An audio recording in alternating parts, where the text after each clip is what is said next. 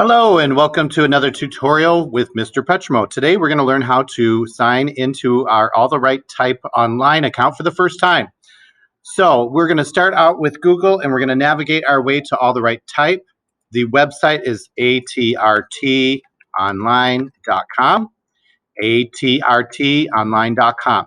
Your screen will look like this when you are on the right website.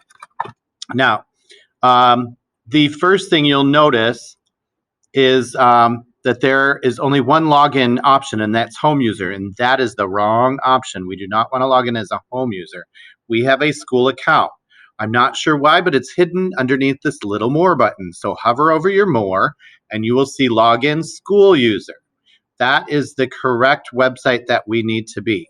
Now, if we just go to Google and we Google All the Right Type, oops, if we spell it right. This is a pitfall because this can get you to the wrong website. There are many different states, and for example, here's All the Right Type for California. You'll see .ca. That means the state of California uses this link, and there are many others, and we need the regular All the Right Type online. So atrtonline.com. If you're having trouble, check that as your first problem spot. Hover over that more again and click on Login School User, and here we go. Now, the school code is listed in your directions, and it is USA, all lowercase, USA NH 2224. So USA for our country, NH for our state, and our school code is 2224. Now, your user ID is the same as your Chromebook ID. So it should be your first initial and your last name. If you have one of those instances where Mrs. Heath has had to change your setup, for example, if you have the first two initials of your first name and then your last name, then enter whatever you do for Mrs. Heath.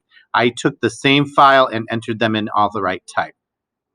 So for my student account, I have Sally Student. And then I have my password. You're going to enter your Google password, so the same password that you use for your Chromebook, and then you're going to hit login. And as long as everything is correct, you're going to log right in, and it'll say your name right here on the top.